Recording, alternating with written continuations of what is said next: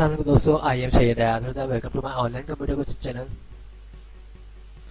दोस्तों last video में हमने सीखा था कि ये जो डेवलपर टेबल आ रहा है हम इसको किस तरीके से एक्टिव करते हैं।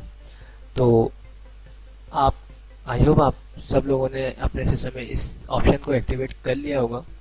तो जब आप देख रहे होंगे इस ऑप्शन को तो आपको काफ़ी सारी चीज़ें इसमें दिख रही होंगी, ये काफ़ी सारे ऑप्शन आपको दिख रहे होंगे।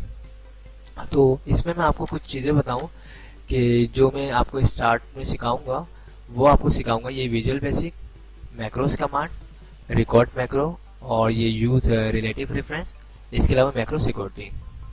इसके अलावा हम जो है इंसर्ट के ऑप्शन से यहाँ से अगर हमें कोई बटन वगैरह ड्रॉ करना हो तो हम वो भी इस ऑप्शन से सीखेंगे, ठीक है। बाकी ये जो आगे के ऑप्शन है ये हम इंशाल्लाह जो है आगे वीडियोस में सीखेंगे। तो अभी फिलहाल इसको आप लोग इग्नोर कर देगा और सिर्फ फोकस करिएगा इन ऑप्शंस पे, ओके। तो इंशाल्लाह अब हम अपने नेक्स्ट वीडियो में इनको भी यूज़ करना सीखेंगे। थैंक्स फॉर वॉचिंग, खुदा हाफिज़।